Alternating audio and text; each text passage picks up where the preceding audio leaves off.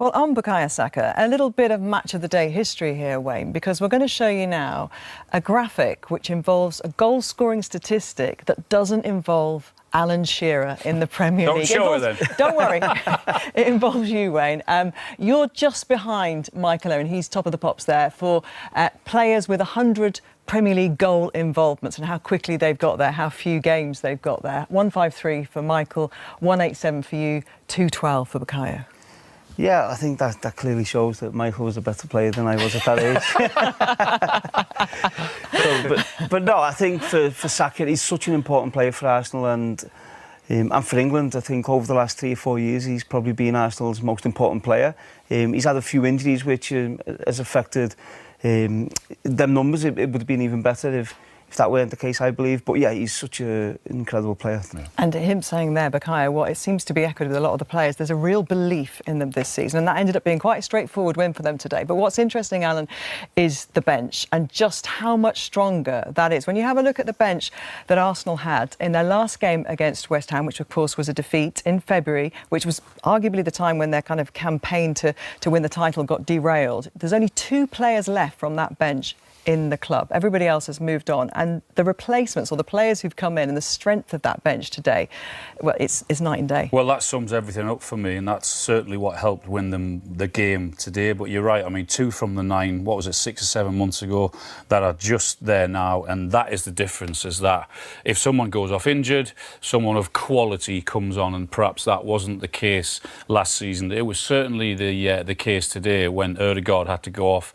and Zubimendi came on. It was a little bit of a tweak in the midfield. This is how they started off, with Eze and Ødegaard a little bit further forward, as you'd expect, with Declan Rice perhaps just being that little sitter in midfield. And there's nothing wrong with that. He's very, very good at it. And Arsenal were still creating the chances and getting into reasonable forward positions. There was no doubt it was an easy afternoon for them. They made it look easy at times. But just 2 or 3 occasions where you can see Declan Rice is just about to become the deeper midfielder there. He doesn't get forward. And Eze gets into that forward position and he knows he should score because it's a wonderful opportunity for him. But you can see where Declan Rice is, and I'm just saying that for not the next graphic, but the one after this one. Similar thing again. Look, he's still the one that's trying to pull the strings, still the deepest one. And this is eventually a brilliant pass in to Saka. So they were still creating the chances, and he was just offside Saka there. But Ødegaard goes off. Zubimendi comes on, and all of a sudden Zubimendi's the one that's sitting. Declan Rice is 15 or 20 yards further forward, and look what happens. He's in the exact same position that Eze was in a few minutes earlier. Eze misses, Declan Rice didn't, and he put it in the back of the net, and he gets his goal. Similar thing again, second half. Off he goes. He's brilliant at doing that. I think he's a better player doing that in that position than he is sitting, albeit he can do both jobs equally well, and that is a fantastic ball as well. And when you've got Zubimendi on the ball and the quality that he brings, he can then place passes into Timber just like that, and you can see where Declan Rice and Eze is. Then they get the penalty. So it's just that subtle little change that you bring in the quality on this season that perhaps you weren't able to do that last season, and that's the difference. And we saw that pass there from Zubimendi, a more orthodox angle, but we've got some new technology, and this allows you to show us what it looks like to the player. Yeah, it's a great new tool, this is because what it's showing you is the split second. You've got 1.67 seconds, I should say, Zubimendi's got to make up his mind. But what I want to show you there is that little movement to the right-hand side of the step, and he just wants the defender to come with him, and he does there, and then you've got that split second to find that pass, to find the way to pass. And from the player's point of view, yeah, I don't think we'll be seeing, that'll be the last time we see that technology this season, because it just gives you that idea of how quick, as a player, you've got to think, and then you've got to find a pass.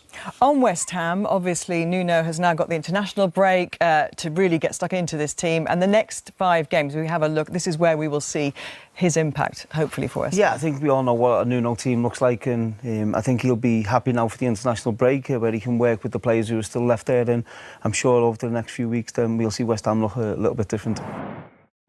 And when with the 3 games that we played this week, we could lack some energy, but to be fair, the players that came on contributed to maintain the standards. Another clean sheet, another win. I think we are starting working on things that we consider that are the basics, our organization, the way we press, being aggressive. Those were things that we seen, not all the game, but good on that aspect. On the other end, I think we needed a little bit more of going out with the ball, have a breather. Now is the moment to analyze, but with all the changes that have been going, I think the players are responding, are trying, and this is what pleases me the most. The injury to your captain, can you tell us any more what his state is?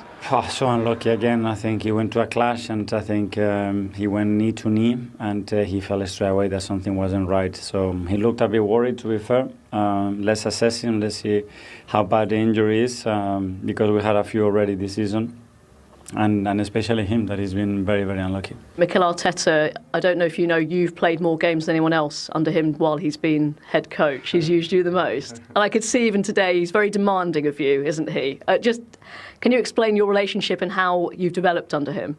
Yeah, Mikel has very much improved my game a lot. I'm very grateful to have him as a coach, and yeah, he's going to keep pushing me, I know that, and yeah, he's going to bring this club some success for sure. So yeah, just looking forward to the day that comes.